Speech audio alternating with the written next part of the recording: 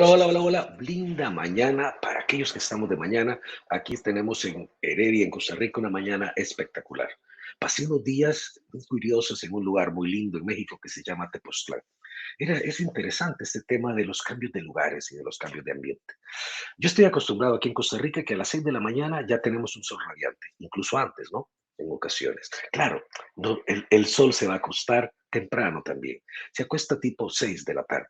Pero ya donde estaba eran las 7:30 de la mañana, incluso un día a las 8, y el día estaba como que oscurito, oscurito, como que invitando a seguir reposando. Cada quien vive distintas realidades, ¿no? Y parece que el contenedor, que es el ambiente, que es el clima, que es el contexto, también impacta de alguna manera en nuestra forma de estar. Pues bien, luego de algunos días de más sombra, llego aquí a un lugar lleno de mucha luz en mi Heredia, en mi Costa Rica. Pero bueno, estás acá. Aquí nos están saludando mi querida Daniela, que está en Argentina, nublado para llover, nos dice, por allá. Que le encanta la música de apertura. Saludo también a Cándido, saludos a María del Carmen, saludos a cada una de las personas que se han conectado con nosotros en este día, en esta mañana, para conversar en Cafeteando con Francisco. Cafeteando es este espacio de la serie de programas que tienen que ver con café, en el que tenemos con cada 2 o cada 3 miércoles, conversando acerca de algunos temas interesantes para mí, en lo que dura la tomada de una taza de café. Tenemos también casi que todos los miércoles, digamos 2 miércoles seguidos entre sí, tenemos nuestro programa básico, ¿no? Como que nuestro programa insignia para todos, un café en el que conversamos con personas, las personas que están detrás de la marca personal, un poco como para conocerles más a fondo. Y tenemos un LinkedIn Live, un evento de audio que realizamos cada 3 miércoles, cada 2, 3 miércoles, dentro de 8 de la mañana, hora de Centroamérica, 11 de la mañana, hora de Buenos Aires, en el que hablamos acerca, en compañía con Ivania Murillo, de temas asociados con las organizaciones. Pero bueno, hoy estamos en Cafeteando con Francisco, que como les digo, es un programa corto, breve, que demora lo que demora una taza de café o una taza de mate en Argentina. Saludos, mi querido Ariel. Y bueno, ¿de aquí viene el tema? Y de pronto, pues les picó la curiosidad. El nombre es Deja de rescatarme. Y es que, bueno, a ver, de pronto tú te topas con un posteo, con un mensaje que a todas luces es de rescatarte. De pronto empiezas a leer este mensaje en que te dicen, si no puedes con ello, si no puedes con aquello, aquí estoy yo para ayudarte. A ver, ojo, y a mí me parece una actitud muy noble, pero ahí de pronto puede haber un sesgo de rescatador. Pero también sucede en el ambiente del trabajo, en esas ocasiones en que la persona, en nombre de algo que ahorita más adelante vamos a nombrar, de pronto se desvive por resolverte las cosas. Pero para no, para no irme más por las ramas, quiero plantear un ejemplo. O más, es más que un ejemplo, quiero irme de una vez a lo que plantea un autor asociado con este tema de víctimas, perseguidores y rescatadores. Pero lo voy a plantear como un ejemplo. Tenemos aquí a este padre y esta madre de adolescentes. Tenemos a este padre, un saludo aquí, es Cándido, saludo a Ariel. Tenemos a este padre y a esta madre de un adolescente, de un preadolescente o adolescente. Resulta que la madre o el padre es irrelevante, eh, va caminando en la casa, vuelve a ver el cuarto donde está el chico, y el cuarto tiene un orden muy particular. Pareciera que algunos adolescentes o algunos preadolescentes tienen una manera de organizar sus espacios diferente al de los adultos. Y en el caso particular de esta historia, pareciera que ha hecho del piso de la habitación un closet en horizontal. Lo cierto es que tiene un reguero en el piso. Pues bien, frente a ese acontecimiento que encuentra la madre, digamos que fuera la madre la que va subiendo, igual aplica con el padre, esta madre empieza a decirle una serie de cosas a su hijo, empieza a mencionarle, a hablarle del costo de las cosas, le habla también de su falta de consideración, Le dice que ahí la gente no está para resolverle todo a él. Y mientras está a todo esto, el chico nada más insiste en asentir con la cabeza. Nada más mueve la cabeza. La madre se molesta frente a tal comportamiento del chico y supone que quizás si habla más alto, el chico le va a entender. Es una interpretación que yo nunca logré captar con el caso de mi madre. Entonces la madre empieza a alzar el volumen y el chico sigue haciendo así. Ojo, el chico ni siquiera ha empezado a ordenar nada. Estaba observando el espectáculo que le está dando su madre. A todo esto, el padre está en algún lugar de la casa escuchando. Y frente a todo aquello que escucha, se levanta de lo que esté haciendo y va caminando al encuentro de la situación. Y encuentra a la madre moviendo sus brazos de izquierda a derecha, de arriba para abajo, diciéndole todo tipo de cosas al chico, que sigue moviendo la cabeza como perrito chino de taxi. Finalmente, el hombre vuelve a ver a la madre como con una mirada retadora de, déjame que yo lo resuelvo. Se acerca al chico, le cierra un ojo y le dice, vean, vos sabés, mijo, que tu mamá se pone loca con estas cosas. Hagamos que no hable más. La vuelve a ver a ella como con mirada de, yo sí puedo, vete, y ella se va, despotricando y diciendo cuatro cosas. Ahí tenemos dibujada la dinámica del triángulo dramático. Hay una aparente víctima, el nene. El nene, la víctima es esta personaje, este individuo que se declara impotente, que renuncia a toda capacidad de acción y de resolución y que alega que el mundo, que los demás conspiran contra él o contra ella. Aquí el chico se siente atacado, molestado, perseguido por su madre. Tenemos el primer rol, víctima. Aparece otro rol también, perseguidor. ¿Quién es la perseguidora? En este caso es una perseguidora, es la madre. La madre es la perseguidora. ¿Qué es lo que persigue qué es lo que pretende la perseguidora? Un perseguidor o una perseguidora en algún momento fue víctima y se prometió a sí misma o a sí mismo no volver a repetirlo. Y que las personas queridas por ella, en nombre de su comprensión del amor, no les va a pasar lo que le pasó a ella. Y emprende la gran cruzada de evitar que los demás se equivoquen, fallen o se salgan del cesto, y con un hijo con más razón. Y se hace en nombre de un amor malentendido. Pero claro, me parece una buena intención que los demás no se equivoquen y no fallen. Lo cierto es que no permite a los demás fallar y que tampoco les permite aprender por sí mismos. Porque sobre todo, un perseguidor o una perseguidora parte del supuesto que es él o ella quien sabe cómo son las cosas y que como consecuencia de que los demás no lo hagan, lo que pueden llegar a hacer es apelar a la violencia o a la imposición de poder, de fuerza o de autoridad. Y ahí tenemos, primer rol, el nene es la víctima.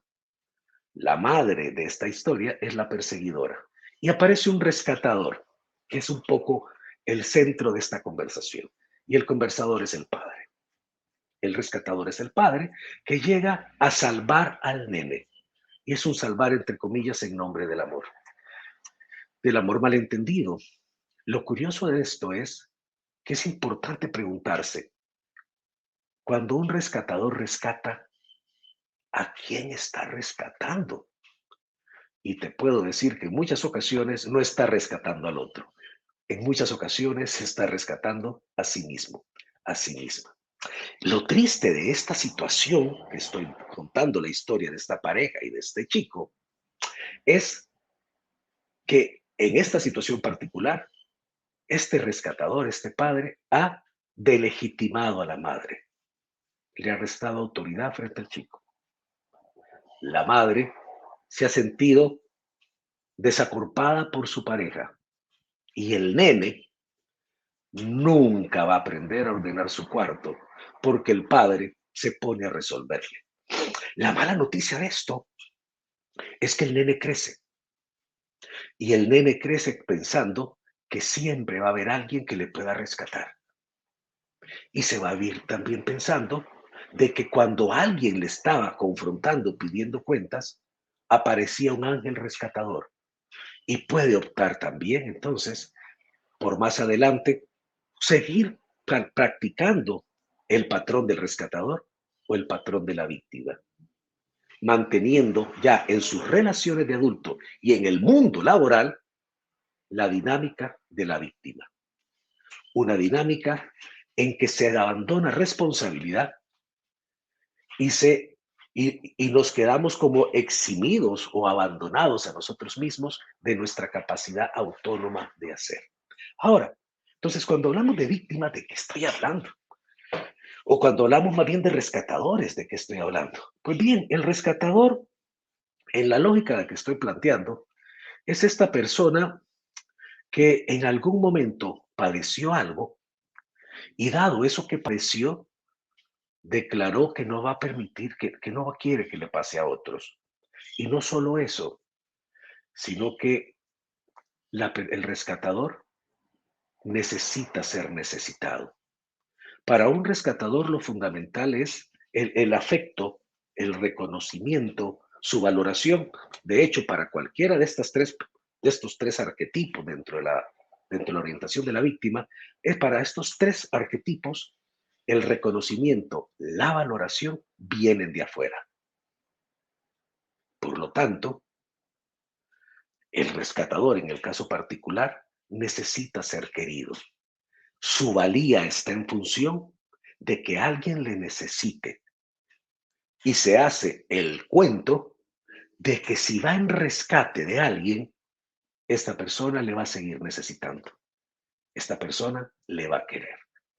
Y este es un momento entonces en que interesante para que reflexionemos de en cuántas relaciones en el ámbito laboral y no laboral caemos en esta dinámica del rescatador y de una víctima. Andamos buscando a quién redimir, andamos buscando a quién rescatar, andamos buscando a quién rescatar que ni siquiera nos ha pedido ser rescatado. Andamos buscando una pobre víctima. Es más, de pronto podríamos decir, yo me meto permanentemente en esas relaciones. Si eso es así, o que son una suerte de relaciones de codependencia, preguntémonos, ¿qué es aquello que me mueve a relacionarme con esta persona? ¿Qué es aquello que yo consigo con este comportamiento? Y cuidado, nos topemos con un comportamiento de la orientación de la víctima, con el sello o con el vestido del arquetipo del rescatador o de la rescatadora. En el ámbito del trabajo es un ámbito en el que también se da. Y quiero aprovechar para saludar en este momento a nuestros dos argentinos muy queridos, Jorge González, no, perdón, a dos amigos queridos, a Jorge González, que nos está saludando por acá, está saludando al grupo, y a mi querida Ana Laura Alberico. Gusto saludarles a ambos, personas que todos los días, igual que Daniela, igual que Ariel, a Cándido lo voy a buscar porque no he conocido mucho de Cándido, voy a ir buscándote, Cándido, tus posteos y demás. Pero Jorge, Ana Laura, Ariel son personas que todos los días nos regalan y nos comparten reflexiones importantes que nos invitan a mirar el mundo de diferentes lugares. ¿Verdad? Ana Laura escribe columnas interesantes, llenas de conceptos y reflexiones que nos invitan al final a tomar acción.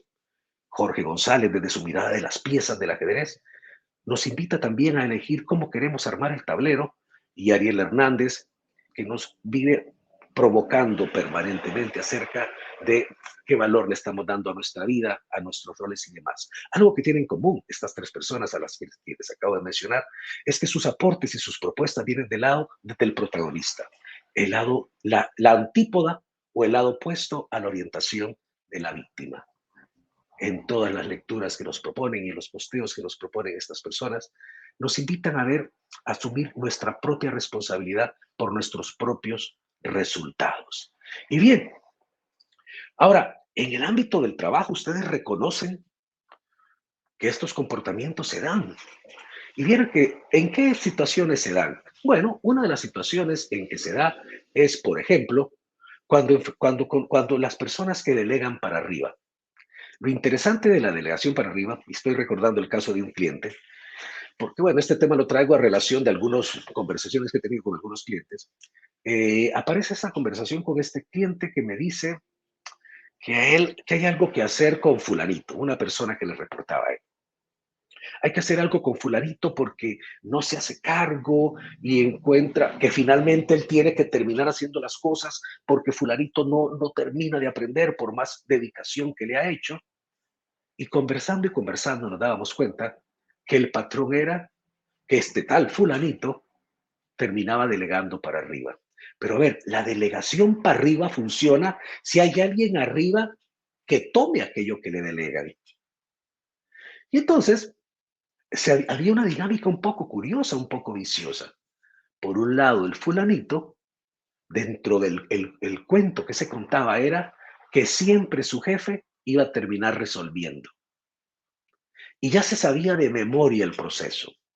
El proceso era, yo fulanito hago el trabajo a medias.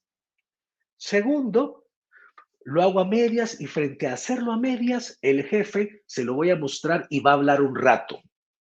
Después de hablar un rato, un poquito como perseguidor, va a tomarlo y lo va a completar, un poquito como rescatador. Y asumiendo de una manera un poco rara y una manera de ficción, lo cual también es un nivel de conciencia infantil, casi que de preconciencia, asumiendo este rescatador, rayita perseguidor, que dado que ya habló, como quien dice, hablarle al aire y hablarle a la montaña, probablemente fulanito aprenda. Adivinen qué sucede. El ciclo se sigue dando hasta el momento en que mi cliente me dice que no sabe qué hacer con fulanito, cuando realmente el problema no es del fulanito, el problema es de este líder. El problema es de este líder que incompetente o sin las competencias necesarias para tener una confrontación crucial, por un lado, y plantearle al otro cuál es la situación, o frente a la profunda necesidad que mezcla lo que plantea Daniela del control, que se mezcla también con control y ser querido. Y como consecuencia entonces de esa mezcla poco virtuosa de querer controlar y de ser querido, o de no ser abandonado, que es una herida vieja, como consecuencia de ambas, termina teniendo un comportamiento, en este caso de un poquito perseguidor y un poquito rescatador, que por un lado ni desarrolla las habilidades del fulanito de la historia, ni permite tampoco que los resultados se logren. Y en este caso en particular, como muchos que uno puede encontrar, nos encontramos también con equipos que no logran desarrollar a totalidad sus resultados y su potencial, y en esta historia que les cuento, también aparecía que algunos de los demás miembros del equipo estaban cuestionando las competencias y el liderazgo de su líder como consecuencia de estar recurrentemente rescatando a una persona en particular. Y es curioso, entonces uno puede plantearse, bueno, Francisco, pero entonces, ¿la persona es rescatador o no es rescatador? Pues no somos rescatadores, no somos perseguidores, no somos víctimas. Soy Francisco, es Jorge, es Antonio, es Daniela. Lo que sucede es que al entrar en las dinámicas relacionales, podemos terminar en algún rol y podemos terminar en el triángulo equivocado.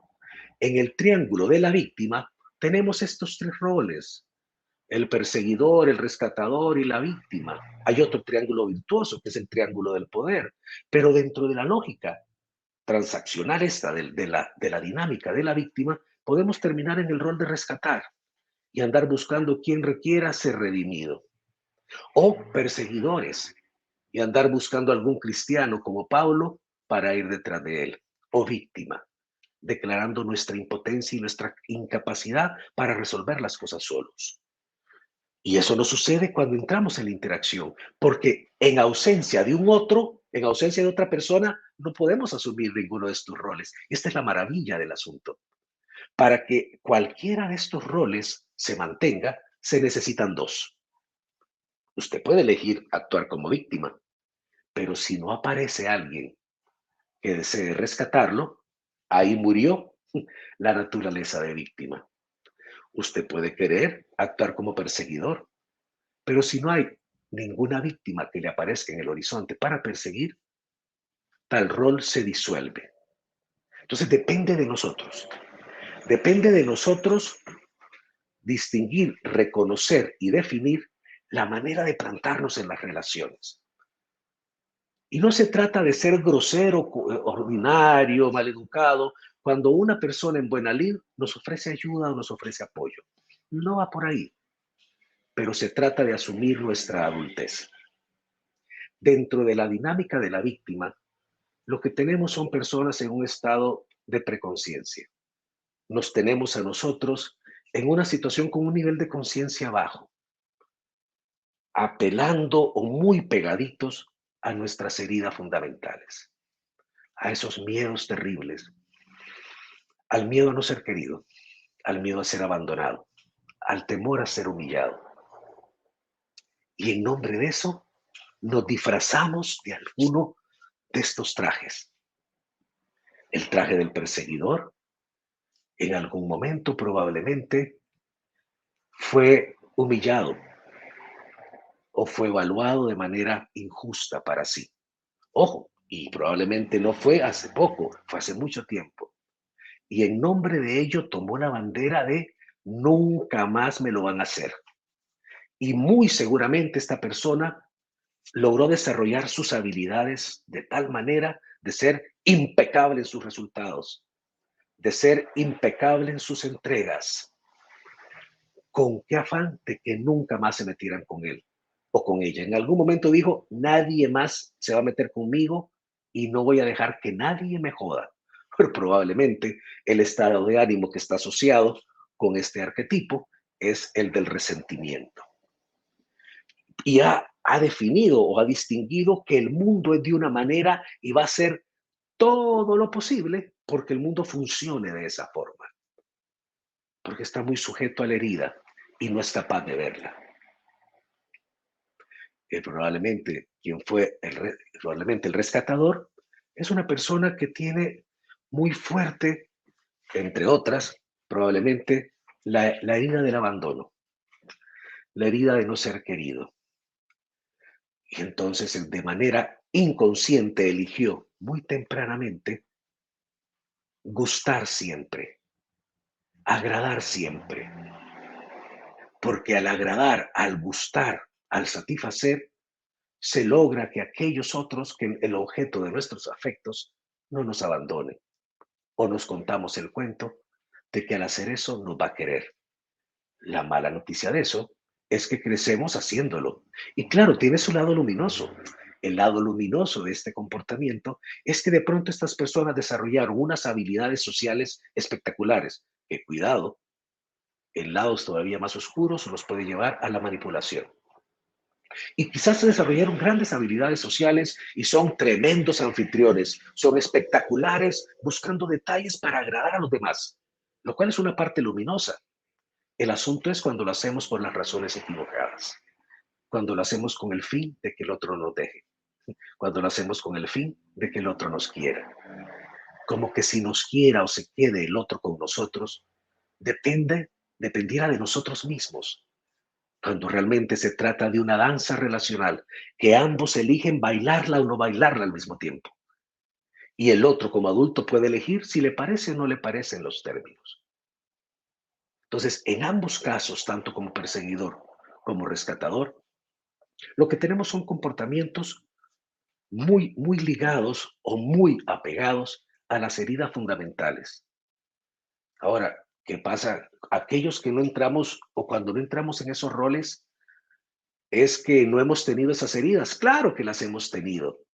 Todas las personas tenemos alguna de esas heridas. La maravilla es ese momento de la vida en que nos damos cuenta de la misma y elegimos ofrecerla a la vida y elegimos como un adulto a sentir y entender que cuando eso se dio éramos muy chicos para saber qué hacer con eso.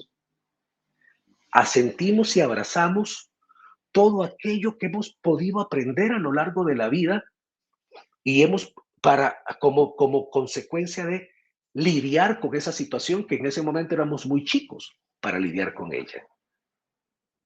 Y ahora, ya como adultos, al verla, al sentir, a aprender y capitalizar y atesorar lo bueno que desarrollamos como consecuencia de esa herida, elegir una manera de actuar distinta, una manera en que la única dependencia es aquella de nosotros con nosotros, de nosotros con nuestras más altas metas, de nosotros con nuestros más altos propósitos, de nosotros como decía mi querido Carlos Sandoval hoy día, conectados con ese impulso, inyección, alimento vital.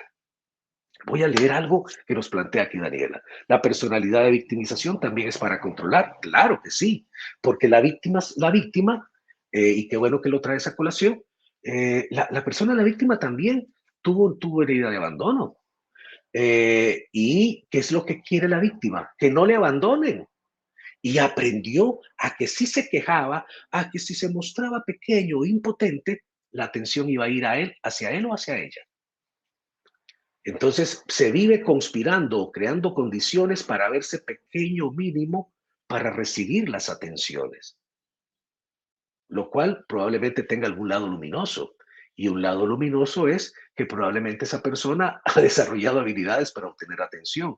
La mala noticia es que no necesariamente lo pone al servicio de la mejor de las intenciones, porque probablemente no tiene una clara intención o es una intención que resuena con niveles de conciencia no tan elevados. Por acá nos dice mi querido Jorge que son tendencias y que todos las tenemos. Y por acá nos dice Daniela, la función del controlador es encontrar un surtidor para su minusvalía. Exactamente. ¿Qué es lo que nos sucede en la dinámica de la víctima? Ya sea en cualquiera de los roles, perseguidor, rescatador o víctima, es que es cuando en esta dinámica, o son dinámicas de relaciones en las que buscamos en el otro una manera de compensar o de ocuparnos de nuestros propios sentimientos de minusvalía emocional.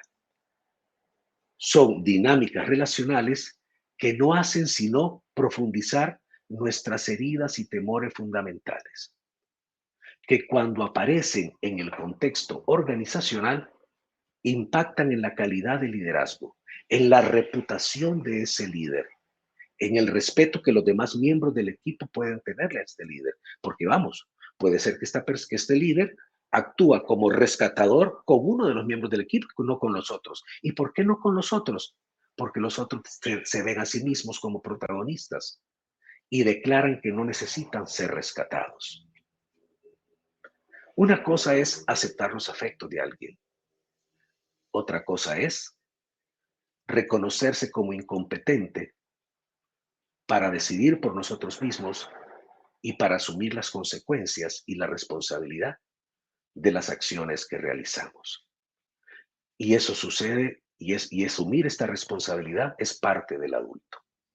El adulto es esta persona que es capaz de responsabilizarse de sí e incluso responsabilizarse de otras personas más pequeñas, de niños o de personas o personas que tienen algunas dificultades para asumirse. El gran desafío en las organizaciones y en nuestras relaciones en general es entonces, entre otros, el de asumir nuestra adultez, el de reconocer el momento en el que estamos, el de mirar amorosa y apasionadamente, pero también con rigor, la forma en que hemos construido nuestras relaciones. Así que para ir cerrando este asunto, y antes quiero leer lo que nos dice Daniela, lo mejor de todo esto es observarse ante todo para madurar. Esa como que Daniela ha ido un paso adelante de mis pensamientos. Justamente esa es la invitación final, ahora que se me está acabando el café. Y es la de observarnos, la de reconocer de qué manera hemos armado el tinglado de nuestras relaciones. Y para ello te invito a hacer un ejercicio puntual. Punto número 1, toma una hoja en blanco. Punto número 2, en el centro de la hoja dibuja un círculo en que pones tu nombre o pones la palabra yo. Punto número 3, dibujas alrededor de ese circulito otros circulitos con los nombres o siglas de personas que son importantes en tu trabajo o de tus relaciones más importantes. ¿Okay? Punto número 4, vas a sacar del punto que es el tuyo, que está en el centro, una flecha en dirección a cada una de estas personas. ¿Ok? Una flecha. Esa flecha va a caracterizar la calidad de tus relaciones en los términos que hemos estado hablando. Es como quien dice, es cuál es la dinámica de esta relación. ¿Ok? Y luego, una vez que hayas hecho, o sea, vas a hacer una flecha y esta flecha va a tener, van a ser de tres tipos. Cuando la relación sea sólida, sea una relación sana de adultos, de dar y tomar, va a ser una línea sólida. ¿Okay? Cuando se trate de una relación en la que tú actúas como rescatador o como perseguidor, vas a poner una línea fragmentada. ¿Ok? Y cuando en la relación tú te reconozcas que es más lo que tomas y lo que das y que permanentemente estás buscando que lleguen a por ti, es decir, que tengas un comportamiento de víctima, haces una línea punteada. Haz el dibujo, reflexiona sobre el mismo y decide qué es aquello que necesitas hacer para asumir esas relaciones desde la investidura del adulto. Y date la posibilidad y la oportunidad de que si alguien aparece queriendo rescatarte, pensar en un momento si hay alguna otra manera de contribuir a que esta otra persona deje de buscar en ti rescatarse a sí misma y que le permita a esta persona asumir su adultez. Y si lees estas notas que de pronto nos mueven y nos provocan de estoy aquí para rescatarte, yo voy a por ti, pues tomémoslo desde el lado de la luz, que es el de la actitud de servicio del otro, más recordando que nadie va a poder hacer por ti aquello que vos no empezás a hacer por vos mismo. Nadie te va a rescatar porque no necesitas ser rescatado, porque no estás en un naufragio. Probablemente lo que necesitas es tomarte desde la posición del adulto. Y bueno, yo no tengo nada más que tomar, ya me he tomado el café, me la he pasado muy bien conversando. Muchísimas gracias por sus comentarios. El próximo miércoles tenemos un programazo en Para Todos un Café. Tenemos 2 miércoles seguidos de Para Todos un Café, luego otro cafeteando, en el que vamos a meter otro tema igualmente interesante que tiene que ver con el ego, tiene que ver con la muerte y tiene que ver con morir para vivir. Un gusto de verdad haberles visto, haber compartido con ustedes. Cuídense montones y como dijo el exgobernador de California, hasta la vista, babies. Muchas gracias. Cuídense mucho. Saludos a Ana Laura, Jorge, Daniela, Ariel, María del Carmen. Abrazo a todos. Chau, chau.